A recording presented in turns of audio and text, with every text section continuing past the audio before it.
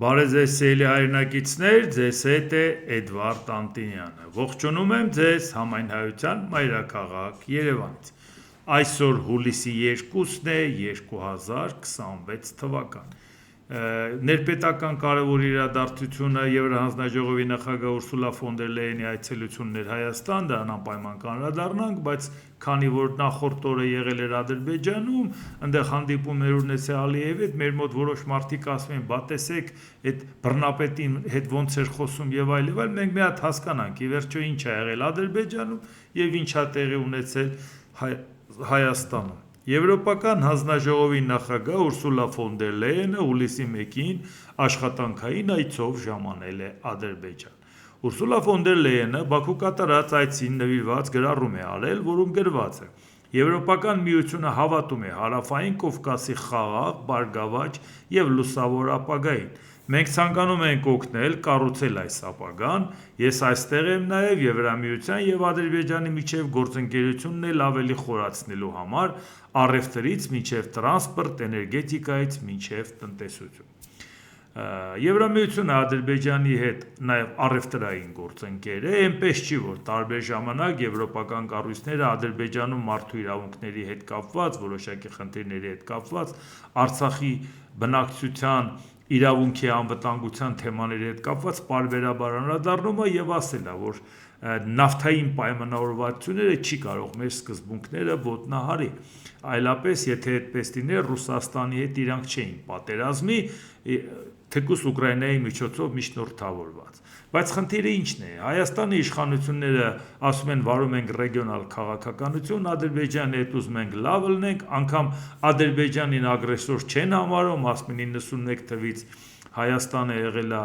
Արցախը եղել է Ադրբեջանի կազմում եւ մեղադրում են, որ ագրեսոր են եղել մեր զինվորները, որոնք գնացել են կռվել են Ադրբեջանում, ուրիշի տարածքում, այդ ամեն ինչի մասին շատ խոսել ենք։ Իսկ այդ դեպքում դուք ինչ եք ակնկալում, որ Եվրամիությունը դեմ լինի, որպեսզի Հայաստանը եւ Ադրբեջանը իրար հետ նորմալ հարաբերություն ունենան։ Եթե մեր պետությունը որևէ պրետենզիա չունի Ադրբեջանի նկատմամբ, ընդհակառակը մեր վարչապետը պրետենզիա ունի հայաստանցիների նկատմամբ, որոնք հանձնառու են եղել Արցախի անվտանգության համար այն ժամանակվա օրենքներով եւ անգամ անկախության հռչակագրով եւ դրանից բխող օրենքներով, որի պարագայում կանգնում եւ մեղադրում է Հայաստանին, որ սուտի հայրենասիրության համար գնացել եք, այնտեղ կռվել եք, որ Հայաստանը վերացնեք։ Դուք ինչ եք ակնկալում, որ Եվրամիությունն ինչ անի։ Իսկ մարդիկ ասում են, այո, այդ ճանապարհը, որ գործի շահագրգռված ենք մենք էլ,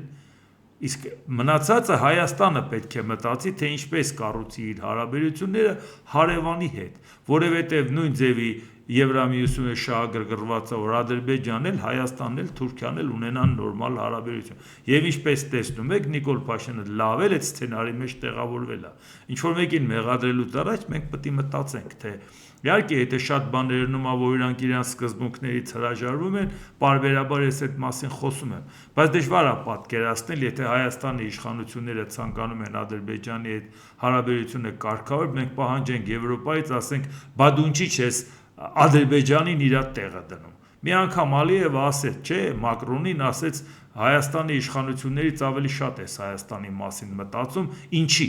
Եվ հետո ինքը սկսեց Ֆրանսիայի անդրսովյան տարածքների նկատմամբ որոշակի միջամտություն ունել Ադրբեջանը, իսկ եկավ այն ժամանակը, երբ որ Նիկոլ Փաշինյանը Հայաստանին էր մեղադրում եւ հայ կռվողին էր մեղադրում Ադրբեջան գնալու կռվելու համար, նույն Մակրոնը փորձեց հարաբերությունը կարգավորել Ադրբեջանի հետ, որովհետեւ մտածեց, բա մենք էլ ինչ ունենք կիսելու։ Այնպես որ ինչքան էլ մեզ համար ցավալի է, դա իրականությունն է, որը մենք տեսնում ենք։ Ուրսուլա ֆոն դեր Լեյեն Եվրամիությունը մինչև 200 միլիոն եվրո կներդնի տարածաշրջանի տրանսպորտային, էներգետիկ եւ թվային կապերի զարգացման համար։ Այս այլ էր, մեր մոտ ինչ որ մարդիկ ցավոտ էին տանում, ես հասկանում եմ դա, որ ինչի Ադրբեջանը, բայց ամենակ Ադրբեջանին չի վերաբերում, տարածաշրջանի տրանսպորտային էներգետիկը, միայն Ադրբեջանին չի վերաբերվում, այսինքն մենք տեսնում ենք, որ Եվրամիության շահագրգռվածությունը, ու երբ որ ասում ենք, որ մեր աշխարհագրական դիրքը շատ հարմար է իսկ Ադրբեջանը չի պատրաստում Եվրամիության անդամ դառնա, մենք ունենք այդ շանսը, որ լինելով Եվրամիության անդամ բերենք ու այդ շղթան փակենք, Եվրամիությունը գա հասնի Իրանի սահմանին եւ այս կողմը Թուրքիան, այս կողմը Ադրբեջանը, այդ դեպքում մենք կլինենք շատ ավելի անվտանգ, այդ դեպքում նաեւ կլինի մեր հարաբերությունները աշխարհի հետ շատ ավելի արդյունավետ։ Այնպես որ մինչև դժգոհելը թե Ադրբեջանի հետ ինչի են ուզում լավ լինեն, մենք մտածենք թե մենք ինչի չենք ավելի լավ Եվրամիության հետ։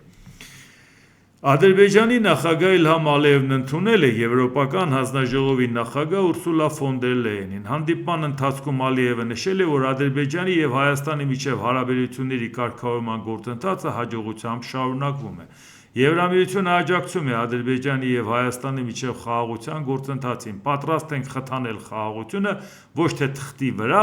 այլ իրական կյանքում եւ մենք պետք է աշխատենք այդ ուղղությամբ այսօր եւ ամեն օր, Ալիևի հետ հանդիպմանն ասել է Ուրսուլա ֆոն դեր Լեյենը։ Եվ մեկ էլ Ալիևը ինչ է պարզաբանում, Եվրոպական միությունը Ադրբեջանի հիմնական առևտրային գործընկերն է։ Մեր արտաքին առևտրաշրջանառության ավելի քան 40%-ը բաժին է ընկնում Եվրոպական միությանը։ Միաժամանակ Ադրբեջանը նաև Եվրոպական միության հիմնական առևտրային գործընկերն է Հարավային Կովկասի տարածաշրջանում։ Իհարկե, գիտենք, վառելիքաէներգետիկ ռեսուրսով Ադրբեջանի եւ Եվրամիության կապը այդ հասկանալի է, բայց միևնույն է տոկոսային հարաբերությամբ մենք էլ պետք է բան արածելնեինք, չէ՞ որ Եվրամիության հետ մեր առևտրաշրջանառությունը այսպիսի տոկոսներ արձանագրեր, ուրիշին մեղադրելուց առաջ հասկանանք, իսկ մենք չունենք այդ հնարավորությունը անելու։ Հիմա երբ որ արդեն այդ հարցը առաջացել է, չէինք կարող ժամանակին դա անել։ Այնպես որ իսկ հիմա մենք նայենք, բայց մինչև Ուրսուլա ֆոն դեր Լեյենի Հայաստան գալը Հայաստանի կառավարությունից հայտնում են, տեղի է ունեցել վարչապետ Նիկոլ Փաշինյանի հեռախոսազրույցը Ռուսաստանի Դաշնության կառավարության նախագահ Միխայիլ Միշուստինի հետ։ Զրուցակիցները քննարկել են Հայաստան-Ռուսաստանի Դաշնություն փոխգործակցության օրակարգային հարցեր, որոնք վերաբերել են առևտրատնտեսական, գիտատեխնոլոգիական եւ մշակութային հումանիտար ոլորտներին։ Բայց նույն բանը Ռուսաստանի կառավարությունից ինչ են ասում։ Ռուսաստանի կառավարության մամուլի ծառայությունը հայտնել է հայկական կողմի նախաձեռնությամբ տեղի է ունեցել Ռուսաստանի կառավարության նախագահ Միխայիլ Միշուստինի եւ հեռախոսազրույց Հայաստանի վարչապետ Նիկոլ Փաշինյանի հետ։ Կառավարության ղեկավարները քննարկել են առևտրատնտեսական, գիտատեխնիկական եւ այլն։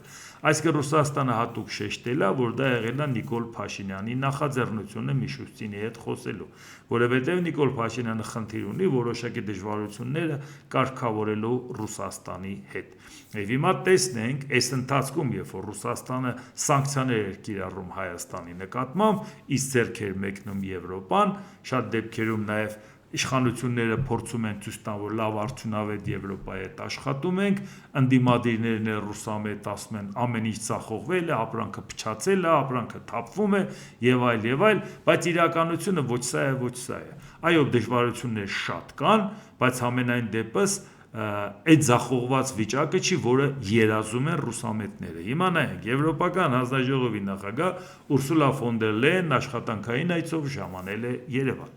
Ուրսուլա ֆոն դեր Լեյեն, եթե Ռուսաստանը փակի իր շուկան Հայաստանի արտադրանքի համար, Եվրոպական միությունը կբացի դուռը հայկական ապրանքների համար, Եվրոպական միության 450 միլիոնանոց սպառողների շուկայում։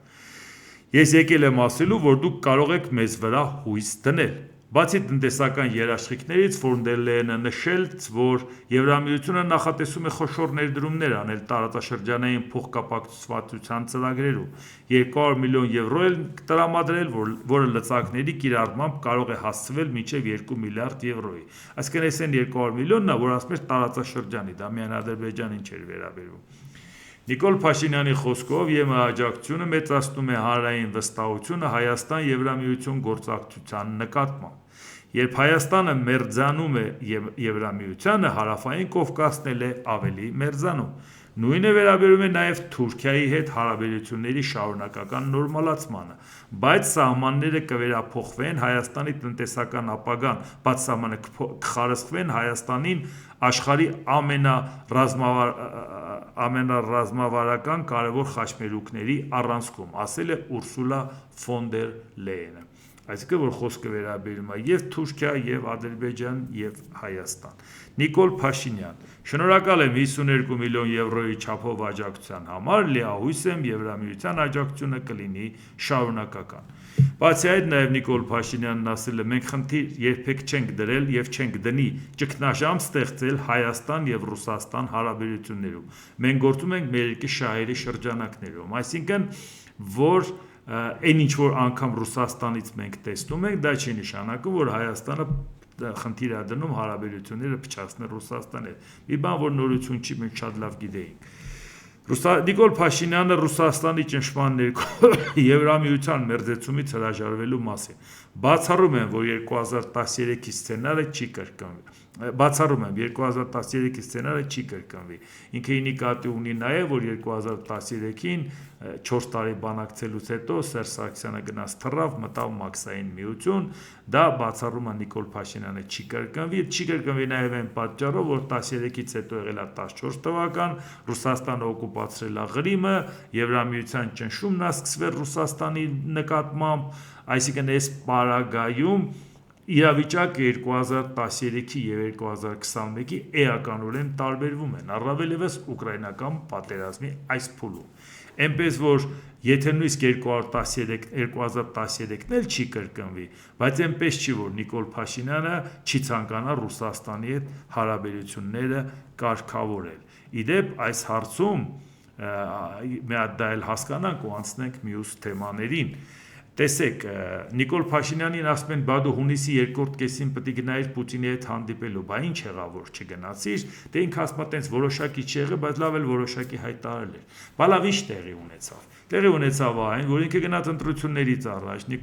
Վլադիմիր Պուտինին հավատարմության երթումը տվեց, ասեց նա լավ էլ պասերով այս ռուսամետների հետ խաղանք, իրանք կմտնեն խորհրդարան, ես էլ կասեմ 3 միլիարդ հատերի հաղթեցի, տեսակ Ռուսաստանն էլ իրանց պաշտպանում էր, այդ ամեն ինչը կանենք, ընտրություններից հետո էլ կգանք, կասենք Վլադիմիր, ոնց ասես վերև Աստված ներքև դու։ Այս ընթացքում է, որ դու մեր վրա կճնշես, ռուսամետներին կաջակցես, մենք է ժողովրդին ոտի կհանենք, կասենք ձայն տվեք, այս Ռուսաստանը տանում է Հայաստանը, եւ այնպես լավ էլ ձենք ստանանք, ու նա գիտես, ոնց ասես, տենց աշխատելու ենք։ Այս սցենարը բնական է կար։ Եվ այնպես չի, որ մենք չգիտեինք, որ անմիջապես ընտրություններից հետո Նիկոլ Փաշինյանը այո համաձայն պայմանավորվածության գնալու էր Պուտինի հետ հանդիպել ու ասել հերոսաբար այդ բոլոր խնդիրները լուծեցի, որևէ խնդիր չկա, Ռուսաստանի հետ խնդրեմ չունենք, ընտրությունը բրծել է, այլ ինչ խնդրեմ։ Ընտրությունը բրծել է, ասել ես հաղթել եմ, գնաց Պուտինի հետ էլ հարցերը լուծում ես,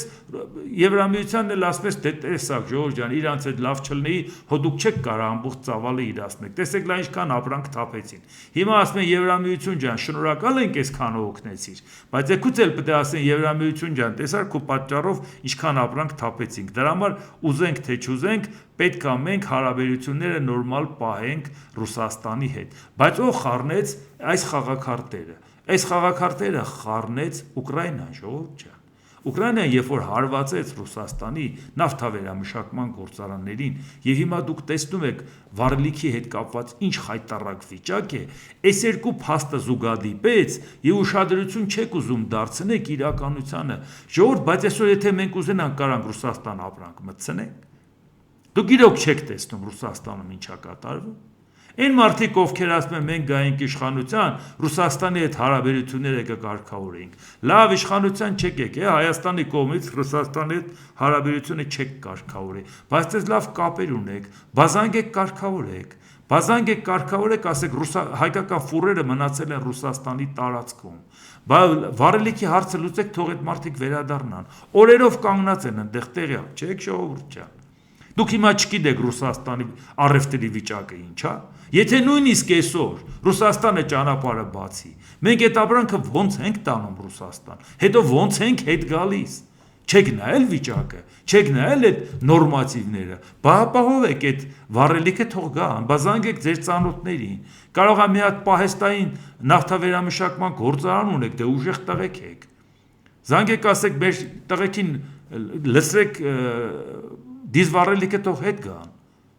Դուք հիմա չեք պատկերացնում ինչա կատարվում։ Մեքենան գնաց հասավ Մոսկվա։ Այդ մեքենան ոնց է նախ հասնելու, հետո ոնց է հետ գալու։ Կամ դուք չգիտեք, որ այդ մեքենայի ծախսը որպեսի էժան նստի, լոգիստիկ խնդիրները ինչպես էին լուծում։ Ապրանքը տարած հասցրեց Մոսկվա, դեից ուրիշ ապրանք բարձր բերում էր Հայաստան, որպեսի ծախսը քիչ լինի։ Եթե նույնիսկ այդ ապրանքը չուներ Մոսկվայից բերելու, կարող է Սանկտ Պետերբուրգում էր կամ որևէ այլ քաղաքում էր կամ կարող է Կրասնոդարում էր, այդտեղից բեռ էին վերցնում, տանում էին ռուսական մի քաղաքից մի քաղաք, որպեսի այդտեղից բեռը բարձեն գան Հայաստան։ Դուք չգիտեք ոնց էին անում, որպեսի էժան նստի։ Հիմա դուք կարող եք Ռուսաստանից ապրանքը բարձել առանց վառելիքի այդ ապրանքով գալ Հայաստան։ Ոնց եք գալու, ուր եք հասնելու։ Տեղյակ չեք ինչա կատարվում Ռուսաստանում։ Դուք այսօր չգիտեք, որ Ռուսաստանին տարած ապրանք տալիս ես խոշոր առևտրային կազմակերպություններին, որ ապրանքը տաս։ Չգիտեք, որ նրանք անմիջապես չեն վճարում։ Այդ ով է տեսել, որ իրանք կանխավճարով ձեզանից գյուղմթեր կառնեն կամ սննդամթեր կառնեն։ Փոքր խանութներն առնում են, երկրորդ խմբականակը տանում ես, առաջինի փողը վերցնում ես, ինչքան որ վաճառվել է։ Հիպերմարկետները, սուպերմարկետները, մեգամոլերը չգիտեք ոնց են պայմանավորվում։ Ապրանքը վերցրեց, քանի անգամ ուզում բերես, ինչ խմբականակով բերեց։ 90-ից 120 օրվա ընթացքում նոր այդ առաջի խմբականակի փողը տալիս է։ Տեղյակ չեք դրանից։ Բայց այսօր ինչ եք պատկերացնում։ Այդ ապրանքը, որ տայել է Ռուսաստան, տվել է։ Երկրորդ ապրանքը չի կարող տա, այն առաջինի փողը ոնց է վերցնելու։ Հալավ համոզեց ենթադրենք փոխանցեցին։ Կամ այնքան ինչ-որ մի բան եղավ։ Դուք պատկերացնում եք, որ այն գնով որ ապրանքը հանձնել է, այս վառելիքի գների պայմաններում այդ ապրանքի գինը ինչ է դառնում ռուսական շուկայում։ Այն փողը, որ վերցնի Ռուսաստանից, այդ փողով կկարողանա ինքը նոր ապրանք առնի տանի ռուսական շուկա։ Ժորժ ջան, դուք այս աշխարհից չեք։ Այսինքն այդ բոլորը խառնվեց Ուկրաինայի հարվածներից հետո,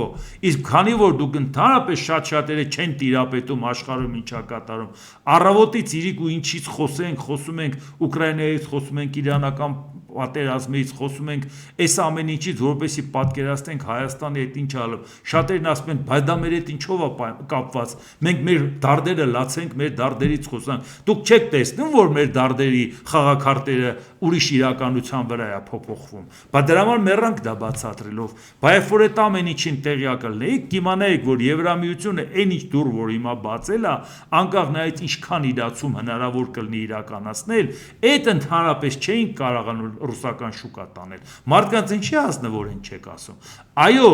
Հայաստանի իշխանությունները ժամանակին պետք է այդ ամեն ինչը արած լինեին, որպեսզի մենք այսօր սերտիֆիկատի խնդիր չունենանք, շատ հարցերի խնդիրներ չունենանք, Եվրոպայի հետ նորմալ մարշրուտների հարցը լուծածել ենք, Եվրոպայի հետ փաստաթղթի հարցերը լուծածել ենք։ Այո, այսօր Ուրսուլա ֆոն դեր Լեյենն ասում է, որ ի վիճակի ենք 80-90% հայկական ապրանքը տանենք, դու ամեն ինչ կանենք, ընդհանրապես մաքսատուրքերի հարցն կլուծենք, էս էլ կանենք, այն էլ կանենք, հարկերի խնդիրները, ակցիզը, հազարով մի հարց կլուծենք։ Չեմ էլ կասկածում, որ կլուծեն, բայց շատ ապրանքներ իսկապես կփչանայել։ Էդ էլ պետք է պետությունը փոխհատուցի, որովհետև այս իրավիճակում որ ստեղծվել է, մինչև մենք կարողանանք այնպիսի որակով ապրանք ունենանք, որ կարողանանք նորմալ մտնել եվրոպական շուկա։ Այն ինչ որ հիմա եվրոպական շուկա կարողանում ենք մտնել, այն ծավալները, որը եվրոպական շուկա մտնում ենք, որովհետև այս շանսը առաջացել է։ Քաղաքական որոշումը այո կայացված է թե Հայաստանի կողմից, թե Եվրամիության կողմից։ Մնում է տնտեսական կապերն օգտագործել այդ ամեն ինչը անել։ Այո, եթե այսօր պատկերացրեք հրդեհի ժամանակ չեն ասում թե ով է մեղավոր, ով չի մեղավոր։ Էդ էլ կարող ես քննարկել զուգահեռ, բայց զուգահեռ առաջինը մտածում ես թե ուտիգուն կլնես այդ հրդեհը հանգցնես, որից հետո նոր մտածես թե հաջորդ քայլերն ինչ ես անում, բայց նաև նայես իսկ ինչու այդպես արեցիք, ինչու պատրաստ չէիք նրանք, ինչու կանխարգելիչ քայլեր չարեցիք, որ մենք փաստի առաջ կանգնեցինք եւ հրդեհ եղավ։ Այսօր Եվրամիությունը այն ինչ հարցում որոքնում է, այսօր ռուսական շուկան մեր առաջ բաց չի։ Եթե ռուսական շուկան բաց է, մենք ո՞նց ենք այդ ապրանքը տանում։ Թող այն մարդը, որը որ այդ ամեն ինչից իր կարծիքով պատկերացում ունի, թող ասի, այո, եվրոպական շուկայի հետ կապված էլ բարդություններ կա։ Այո, 450 միլիոնանոց շուկան իսկապես շատ լուրջ շուկա է մեզ համար, բայց կարողանալ այդ շուկան մտնել եւ պատկերացնել, որ այդ 450 միլիոնի հետ կարող ես աշխատել, ինչ կարող ես տանել մոտակա եվրոպական երկիր կամ ինչ կարող ես տանել Իսպանիա կամ Պորտուգալիա, նրանք էականորեն իրարից տարբերվող բաներ են։ Եվ շատ նեղ մասնագիտական հարցերը, որ այո պետք է դրա մեջ խորանալ, մաքսիմալ ամեն ինչ անել, որպեսզի այս վիճակում հայ գյուղացուն ֆերմերին օգնել, կարողանալ այդ ամեն ինչը անել։ Ինչ էլ որ հնարավոր լինի, ամեն մեկս մեր ուժերի ներածի չափով փորձենք կապեր օգտագործելով օգտակար լինել այդ ամեն ինչին։ Բայց եւ միևնույն ժամանակ, որպեսզի հասկանանք, թե ինչի մենք այդ ամեն ինչին պատրաստ չենք, որտեղ մենք ընդհանրապես չենք տեսնում, թե ինչ է կատարվում աշխարհում, որը ուղղակիորեն մեզ հետ առնչվում է։ Քանի անգամ լսած կլեք, որ ասել եմ ուկրաինական պատերազմի արդյունքը ուղղակիորեն նաեւ մեզ է վերաբերվում։ Ուկրաինան կռվում է, եթե Ուկրաինան պարտվեր, Հայաստանը վերցնելու էր Ռուսաստանը, որտեղ ուզում էր ապահան բներողություն խորհրդային միությունը վերականգնի։ Իսկ Հայաստանից արդեն աղուհացով արդեն ասում են արի, բա մի այսօր անգամ ասում եմ թե Ռուսաստանի շահերը սպասարկենք։ Պատկերացնում եք ինչ էր վիճակը 2022 թվականին։ Դրա համար ես մի հատ նյութ ձեզ ցույց տամ, մի հարցազրույց, որը եղել է 2022 թվականի փետրվարի 25-ին։ Այդ հարցազրույցի մի հատված ամբողջականը կլինի այսօրվա նյութի նկարագրական մասում, որպեսզի պատկերացնեք 24-ին փետրվարի սկսվել է պատերազմը, 25-ին հարցազրույցի են հրավիրել, թե ինչ է ալնելու։ 24-ին, երբ որ Պուտինն ասեց սկսում ենք հատուկ ռազմական գործողություն, բոլորը համարեցին, որ 3 օրում դա ավարտված է։ Հիմա հենց հաջորդ առավոտ ինձ հրավիրել են հարցազրույցի։ Մի հատ հասկանանք ես ինչ կանխատեսում եմ արել եւ հասկանանք այսօր եթե մենք այդ ժամանակ պատկերացնեինք, թե ինչ է տեղի ունենալու, այսօր մենք ինչի պետք է փաստի առաջ կանգնեինք։ Հիմա դուք դիտեք եւ շարունակենք։ Հիմա Ռուսաստանը հետ քայլ չի կարող անել, պետք է առաջ գնա։ Առաջ գնալն է շատ վտանգավոր է, որովհետև իր հետ չեն կռվելու, բայց իրան թույլատնելու են, տնտեսապես քայքայելու են։ Հետո պետք է նաև հաշվի առնենք, որ խորհրդային միությունը եթե տոտալիտար պետություն էր, անգամ այդ պարագայում ուղղակի փլվեց։ Իսկ Ռուսաստանում հիմա այնպիսի բիզնես շահեր կան, միլիարդատեր տղեկ են, հազարով մի բանի են հասած, երեխաները արևմուտքում սովորող չգիտես ինչ, այդով է պատրաստվում տենց իր կյանքը կոտորի կամ վտանգի ենթարկի, երբ որ գիտի որ հիմա եթե Ռուսաստանը պարտվեց, այսինքն հոշոտելու են իրան։ Այսօր Հայաստանում երբ որ որևէ մեկը գնում կանգնում է, ասենք բողոքի ցույցանում, ասենք ասում է դեմ ենք պատերազմին, մյուս կողմը մինենց է հանդիմանում, պախարակում, ինչի է անում։ Այսօր Ռուսաստանում քիչ մարդ կա, մտավորական մարդիկ, որ ասում են ոչ պատերազմին։ Իրանք չեն հասկանում, որ մենք այսօր Թուրքիի հետ կռվել ենք, Թուրքին չենք ներում։ Թուրքը մեր ճշտամին է։ Բայց եղբայրը եղբորը կների, որ դու նրա տուն ես մտել։ Պարոն Անտոնյան, այս պատերազմը կարող ենք ասել, որ հրահրեց Միացյալ Նահանգները եւ Արևմուտքը եւ հիմա դիտորդի դերում պարզապես հետևում է։ Ինքը չհրահրեց, պարզապես խնդիրը որն է, ինքը ստեղծեց նպաստավոր պայմաններ, որ աշխարհի վերաբաժանման ժամանակ լինեն գործիքներ, որոնք որ դրանք կմասնակցեն։ Հիմա Ուկրաինան ցանկացավ արևմտյան ուղղություն բռնի, նրանք էլ ասին գինը սա է։ Եթե ուզում ես արևմտյան ուղղություն բռնես, կդառնաս ՆԱՏՕ-ի անդամ, մենք ու սահմանները կպահենք, բայց քանի ՆԱՏՕ-ի անդամ չես դառնա, մեր զինվորը քո տարածքում չի զոհվելու։ Բայց եթե դու բռնել ես այդ ճանապարհը, դու հիմա կպայքարես, այդ ժամանակ Ռուսաստանը կմտնի Ուկրաինա, ամբողջ աշխարհը կտեսնի ագրեսորին, բոլորը կհամախմբվեն ագրեսորի դեմ, եւ այդ ժամանակ եթե ինչ էլ Ռուսաստանը վերցրած լինի, հետ վերցնենք, դու կստանաս ավելին, քան այսօր ունես։ Եվ կմաքրես ռուսական հետքը քո տարածքում։ Ինչ Ուկրաինան չգիտեր ինչ է համարամտել։ Հիմա Եվրոպան սառը պատերազմ է հայտարարել Ռուսաստանին պատժամիջոցների տեսքով։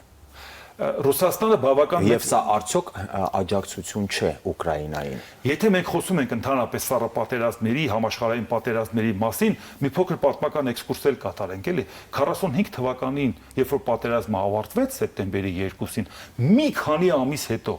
46 թվականի մարտի 5-ին արդեն Ուինսթոն Չերչիլը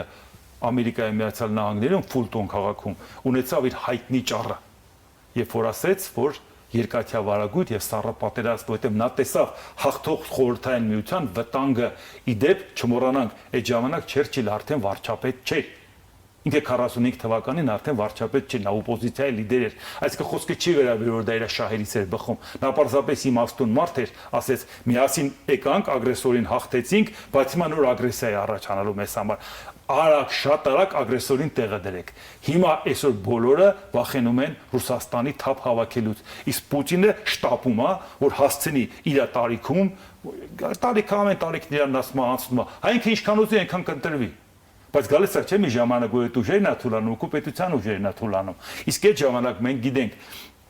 խարիզմատիկ լիդերից հետո նույնիսկ եթե ավելի խելացին գա, ավելի գրագետը գա, ավելի փորձառուն, տարիներ է պետք, որպեսզի այդ խարիզմատիկ լիդերից հետո այն մյուսը ընդունվի աշխարհի կողմից եւ իր ժողովրդի կողմից։ Այսինքն այդ պաուզան արևմուտքը օգտագործել է Ռուսաստանը քայքայելու համար։ Եթե Ռուսաստանը խելացի լինի, գրագետ քայլեր անի, ինչ որ միջափի կգնա ու կոմպրոմիսի գալուց հետո կկարողանա այնպես անել իր դիրքերը պահի, ասի հաշտվեք այդ մտքի հետ, որ մենք պետք է լինենք աշխարհը չպետք է լինի միաբևեռ, եթե Ռուսաստանը մի քիչ այսպես ոգևորվեց, իսկ մոտ այն տպավորությունն է, որ Վլադիմիր Պուտինը կանչել է Սերգեյ Շոյգուին, ասել է մի հատ ուժերը թաշվի ռազմական ու գնա մի հատ պատմության դասագիր։ Այսօր ոնց որ ես տեսնում եմ Պուտինին տվել են Շոյգուի դասագիրքը պատմության, ըստ դրա ինքը ասում է, էսել է մերը, էսել է մերը, էսել է մերը։ Դա շատ վտանգավոր է, ահա որ ցավով եմ ես դա ասում։ Շատ վտանգավոր է, որովհետև դու կարող ես այդտեղ փորձես եւ հետո մի բան պետք է հաշվի առնենք։ Հայաստանը 30,000 քառակուսի կիլոմետր է, 3 միլիոն բնակիչ, կլոր թիվ եմ ասում, որ հեշտ է, մի քառակուսի մետրի վրա 100 մարդ։ Ռուսաստանը 17.1 միլիոն քառակուսի կիլոմետր է, ընդամենը 140 միլիոն բնակիչ։ Մոտարապես մի քառակուսի մետրի վրա կիլոմետր 8 մարդ։ Հաշվենք խոշոր քաղաքներում ինչքան մարդ է ապրում արևմտյան մասում, տասնյակ կիլոմետրի վրա մի մարդ չի ապրում։ Ինքը իր երկիրը չի կարողանում պահի, ուժի զորով է պահում։ Դու եթե այդ երկիրը ուժի զորով փորձում ես պահես, հսկայական ռեսուրս է պետք, դիկտատուրայով պահես, մի քիչ էլ դրսից ճնշումներ, դա ուղղակի ներսից կպայտի։ Ահա որ ցավով եմ ասում։ Հիմա դուք տեսաք, ժողովուրդ ջան, որ հիմա դուք տեսաք, որ ես վերլուծել եմ, որ 3 օրում պատերազմն ավարտվելու է։ Դուք տեսաք, որ ասում են, որ Եվրոպան միավորվելու է։ Տեսաք, որ Ռուսաստանը քանդվելու է գնալու, եթե ժամ առաջ այդ պատերազմը չդադարեցնի, ինչքան խորացավ Եվրոպան իր հետ չի կռվելու, բայց տանելու է իրան քայքայման։ Այս ամեն ինչն էինք բացատրում։ Հիմա անցել է 4 տարի, 5-րդ տարվա մեջ ենք պատերազմի։ Իմ կանխատեսումը շատ էր իրականությունից հեռու։ Համեմատեք մյուսների կանխատեսումների հետ։ Եվ տեսեք, թե իրականում հիմա, եթե մենք այդ ամեն ինչը ժամանակին պատկերացնենք ինչ է կատարվում, այլ ոչ թե Նիկոլ Փաշինյանը ժամ առաջ թռչներ գնար Վլադիմիր Վլադիմիրիչին հավատարմության երդում տար 22 թվականի ապրիլի 19-ին, որ ասեր ոնց ասես, ինչ թուղթ ասես, ստորագրեմ, ինչ ասես անեմ, բա մենք լրիվ ուրիշ իրականության մեջ կլինեինք, ոչ թե այսօր հապշտապ գնայինք Եվրոպա, էնել մի բան էլ դժգոհում են որոշ մարդիկ, ասում են Եվրոպան մեր ամբողջ ապրանքը չի իրացնում, նախ մենք որակի խնդիր ունենք, լոգիստիկ խնդիրներ ունենք, նոր ճանապարհ ենք հարթում, ու այդ ամեն ինչը վաղուց պետք է արածելնեինք, եթե այդ ուղղությամբ մտածող մարդիկ, քաղաքական միտքը, քաղաքագիտական միտքը այդ մարդիկ առաջ տանող մարդիկ ասպարեզում իրական դերակատարություն ունենային, ոչ թե նրանց դեմը փագեին, ասեին դուք ինչ եք հասկանում, որ բոլորն ասում են 3 օրում պատերազմն ավարտվելու է, նստել պատմում ես, որ Ռուսաստանը քայքայվելու է, Ռուսաստանը չի կարող պատերազմում հաղթի, էսա ալնելու, այն ալնելու։ Հիմա համոզվեցիք դրանում, նորից հիշեցնեմ, սա եղել է պատերազմի հաջորդ օրվա առավոտյան հարցազրույց 2022 թվականի փետրվարի 25-ին։ Եվ հիմա դուք տեսեք, թե մենք ինչքան բանից ենք հետընկնում, երբ որ աշխարհաքաղաքական զարգացումներին մենք ուշադիր չենք հետևում։ Դրա համար այն մարդիկ, ովքեր պարբերաբարից լսում են, նրանք ամենուամենիվ բարձր են գնահատում, որ իրանք տեղեկացված են, թե աշխարհում ինչ է կատարում եւ որ դրանով է պայմանավորված նաեւ Հայաստանում ինչ է կատարում։ Էլի առիթ կլինի այդ թեմաներին կանրադառնանք։ Հայաստանի արտաքին գործերի փոխնախարար Մնացական Սաֆարյան Թրիփը լինելու է ԵԱՏՄ կարգավորումներով, այս պահին Հայաստանը ԵԱՏՄ անդամ է։ ԵԱՏՄ-ի մաքսային կարգավորումները մեր մաքսային մարմիններն են իրականացնում, այնպես որ մենք այդտեղ հարց չենք տեսնում։ Իհարկե Նիկոլ Փաշինյանը պարզաբանում է, թե ախր այդ երկաթգիծը մերն է, կոնցեսիոն պայմանագրով տվել ենք Ռուսաստանին, բայց դա չի իր համես գիտենք մեր սեփականությունն է, բայց աշխատանքի հետ կապված քանի անգամ ենք ասել, թրիպը որ ասում ես, թրիպը մենք անում ենք, բարբերաբար Փաշինյանն ասում է, դապտի նայելին Ռուսաստանի սրտով, այն կտորները, որոնք որ պետք է արվի, Ռուսաստանն ասեց ես կանեմ, Թուրքիայի եւ Ադրբեջանի հետ դրան գումարած ասեց, թրիպը որը անցնում է Հայաստանի տարածքով, Հայաստանը ԵԱՏՄ անդամ է, իմացեք, որ դա մեր կարգավորումներով ալնելու, երբ որ այդ մասին ասում ենք, ինչ էիք ասում, դե լավ եք էլի այ մարդեց, մի բան չկա, որ հավատակ ես Փաշինյանի ասածին, հիմա Փաշինյանի փոխնախարարը արտաքին գործերի, ասում է, որ դա պետք է լինի ԵԱՏՄ կարգավորումներով, ինձ թվում է այդ ամեն ինչը հասկացաք, իսկ հիմա նայենք, Ուկրաինայից էինք խոսում, ինչա տեղի ունենում, Ուկրաինայի նախագահ Վոլոդիմիր Զելենսկի, մենք փրկում ենք, պաշտպանում ենք առաջին հերթին Ուկրաինան, բայց նաև մյուս եվրոպական երկրները, ես կարծում եմ, որ բոլոր երկրների շահից է բխում Ուկրաինային հնարավորինս արագ ընդգրկել Եվրամիությունում, եւ այո, միայն Եվրոպայի համար չի կռվում պայքարում Ուկրաինան, մենք լավ գիտենք, որ եթե այդ ժամանակ ոգևորված Ռուսաստանը վերցներ Ուկրաինան, հաջորդը հենց երկրորդը Հայաստանն էր լինելու, առավելևս այն պարարթողը, որ Հայաստանում անգամ այսօր կա, երբ որ տեսնում է Ռուսաստանը ինչա կատարում։ Ռուսաստանի Դաշնության նախագահի մամուլի քարտուղար Դմիտրի Պեսկով Ռուսաստանը կշարունակի ուժեղացնել ճնշումը Կիևյան ռեժիմի վրա սահմանված նպատակներին հասնելու համար։ Սահմանված նպատակը որն էր, որին պետք է հասներ։ Ուկրաինայում իշխանությունը փոխել ես, ապա ռազմականացնել արել ես, ՆԱՏՕ-ին քո սահմաններից հեռացնելը արել ես, դրա փոխարեն Ֆինլանդիան դառավ ՆԱՏՕ-ի անդամ 1100 կիլոմետր ցամաքային սահման ավելացրեց, լա Շվեդիան էլ ծովայինը, Բալտիկ ծովի այն մյուս ափը, կարողա չգիտենք ինչ տեղի ունեցավ։ Այդ չէր այսօրվա ձեր վիճակը, դրան եք հասել, ցանկանում եք շարունակել այդ նպատակներն իրականացնել։ Բայց մեկն էլ են փախստականն էլ գնացել է երկարաժամկետ արձակուրդի գործուղման Լուկաշենկոն ինչ արեց մի շաբաթ ուլտիմատումը տվեց Զելենսկին ասեց եթե վերահաղորդիչները Ռուսաստանին աջակցող սահմանին դրած չանջատես ես ինքս կհարվածեմ անջատեց ու փախավ երկրից այդ ընթացքում ուկրաինացիք ասեցին որ այո անջատել են չեն ապա մոնտաժել բայց անջատել են Եվ ընդհանրապես մի հատ կարճ ժամանակով միացրեցին լատենան ինչ ալնելու, անմիջապես ուկրաինացիները հարվածեցին եւ ոչնչացրեցին։ Այս չի ձեր վիճակը, ժողովուրդ ջան, ուր եք տանում Հայաստանը։ Ուկրաինայի նախագահ Վոլոդիմիր Զելենսկի հենց որ տեսնում ենք Ռուսաստանի տնտեսական աճի նվազումը, մենք անմիջապես տեսնում ենք թե ինչպես է նվազում զանգվածային հարձակումների հավանականությունը եւ այս ամենը արտացոլվում է Ուկրաինայում զոհերի թվի վրա Շատ դիրքերում արդեն Ուկրաինան հետ ամաղում ռուսներին, փորձում են զորքերը միտեղից միտեղ տանեն, թույլ տեղ գտնեն, գոնե այդ կողմից կարողանան մի քիչ առաջ գնան, որ ասեն ժողովուրդ ջան, առաջ են գնում, հասկացեք, բայց այն հարվածները, որը Ռուսաստանը ուտում է իր նավթավերամշակման գործարանների հետ կապված, դուք տեսնում եք խնդիրը որն է։ Ինչ են թողել, մի հատ Օմսկում են թողել, որպեսզի այս հատվածը բանանի, մի հատ էլ Իրկուտսկի կողմերն են թողել նավթավերամշակման, որ գոնե պետք է այն հատվածին տիրություն աներ, բայց ուզեն չուզեն ուղարկում են դեպի Ռուսաստանի ուղղությամբ հասել են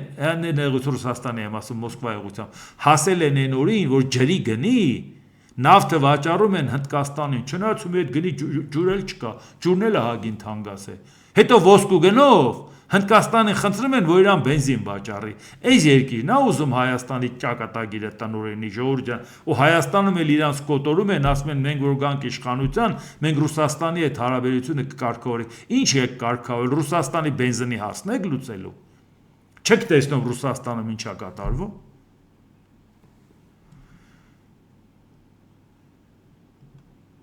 Եվրամիության արտաքին գործերի եւ անվտանգության քաղաքականության հարցերով բարձր ներկայացուցիչ Կայա Կալասը մտադիր է առաջարկել Մոսկվայի դեմ ավելի խիստ պատժամիջոցներ Ռուսաստանի կողմից Կիևին եւ Ուկրաինայի այլ քաղաքներին նոր հարվածներից հետո։ Կալասի խոսքով որքան ուժեղ Մոսկվան հարձակվի խաղաղ բնակիչների վրա, այնքան ավելի խիստ պետք է լինեն պատժամիջոցները։ Միայն դատապարտումները չեն կանգնեցնի Կիևի վրա հարձակումները, որովհետեւ բավական ծանր հարձակումներ եղան Կիևի վրա։ Դա կարելի է իրականացնել միայն Ուկրաինային շարունակական ռազմական աջակցության և Մոսկվայի նկատմամբ ճնշումը մեծացնելու միջոցով։ Ռուսաստանի համար գինը կշարունակի աճել մինչև Մոսկվան չհասկանա, որ չի կարող հաղթել այս պատերազմում, հավելել է Կայա Կալասը։ Ի դեպ, Ուկրաինայի նախագահ Վոլոդիմիր Զելենսկին ասել է. այսօրվա հարձակումը ամբողջ պատերազմի ընթացքում ամենազանգվածայիններից մեկն է։ Ռուսաստանը պատասխան կստանա Կիևի վրա այսօրվա հարվածի համար։ Դա հաստատ է։ Ուկրաինան խփում է նավթավերամշակման գործարանը ենթակա Ռուսաստան, Ռուսաստանը խփում է բնակավայրերին, խփելով բնակավայրերին, խփելով մանավանդ Կիևին, ոչ թե ինքը դրանով խուճապի է մատնում ժողովրդին կամ ընդհակառակը ատելությանն է սերմանում եւ համախմբում է այդ ժողովրդին։ Միևն է ինքը չի հասկանում, որ ինքը այդ հնարավորությունը չունի, դրանով այդ ժողովուրդ 5-րդ տարին կռվում ես, չես տեսնում, որ այդ մարդկանց դու չես կարողանալու կոտրես։ Կամ եթե չէիր հասկանում, հարցնեիր, ասեինք, որ այս պատերազմում դու իրանց չես կոտրել Ունգեր, բալասեիք։ Իսկ հիմա նայենք Իրանի հետ կապված ինչ կա։ Իրանի արտգործնախարար Աբբաս Արաղչի ԱՄՆ նախագահը պարտավորվել է զսպել Թել Ավիվում իր այս ձեռնասուն կենդանուն։ Եթե նրանք հրաժարվում են կատարել իրենց տիրոջ հրամանը, ապա Իրանը նրանց անհրաժեշտ դաս կտա։ Մեր ժողովրդի եւ ղեկավարության դեմ ցանկացած սպառնալիք կարժանանա անհապաղ եւ հզոր պատասխանի։ Հիմա դուք տեսնում եք, որ Իրանը փորձում է ինչ-որ բան զիջել։ Իրանի զինված ուժերի Խաթամ Ալ-Անբիա կենտրոնական շտաբը հայտնել է. Հորմուզի նեղուցը ԱՄՆ-ի համար խաղահրապարակ չէ, այլ Իրանի անվիճելի ինքնիշխան տիրույթ է։ Այս կենսական ջրուղու անվտանգությունն ու կայունությունը Իրանի հզոր զինված ուժերի համար կարմիր գիծ է։ Կենտրոնական շտաբը զգուշացրել է, որ նավագնացության արձանագրությունների յուրաքանչյուր անտեսում կամ ԱՄՆ-ի կողմից անվտանգության հարցերին միջամտելու ցանկացած փորձ կհանդիպի զինված ուժերի անհապաղ եւ վճռական պատասխանին։ Բոլոր նավթատար եւ առևտրային նավերը պարտավոր են Հորմուզի նեղուցով ցանկացած անվտանգ տարանցման համար օգտագործել Իրանի կողմից սահմանված երթուղին։ Խնդրեմ, այն ինչի մասին որ խոսում ենք, որ Իրանը չի զիջում եւ դա նշանակում է խնդիր։ Իհարկե վաղը կգնա Սեյիդ Ալի Խամենեի հուղարկավորության արարողությանը Փաշինյանը կմասնակցի եւ նաեւ ասում է, որ տարբեր պաշտոնյաների հետ հանդիպումներ կունենան եւ իհարկե մենք արդեն հասկանում ենք նաեւ խնդիրն ինչ է, դեռ Տրամփին չի հաջողվում այդ խնդիրը կարգավորել, նշանակում է մեզ համար լարվածությունը այնուամենայնիվ կա։ Տրամփը մինչեւ Ռուսաստանի հարցը չլուծի, Իրանի հարցը չի լուծելու, իր համար շահեկան։ Պարզ ասում ենք, երբ կլսի, դե մի մեր գործը ասելն է, իր գործն էլ լսելը։ Ես չգիտեմ ինքը ում ա լսում, որ մինչև այսօր վճռական, չնայած ոնց որ թե ուզում է արդեն վճռական քայլեր անի, բայց դեռ էլի է ինչ էլի, որտեղ դեռ իր խոսքին այդքան հավատալը հեշտ չի։ Բայց մի բան ասեմ, երբ որ ինքը ճնշում էր Ուկրաինայի վրա չհաջողվեց, որ հիմա ճնշի Ռուսաստանի վրա հաջողվելու է։ Դա նրանից չէ, որ ինքը ամուր իր խոսքի տեղն է։ Իրավիճակն է այնպեսին, որ Ռուսաստանը այլևս չի կարող դիմադրել։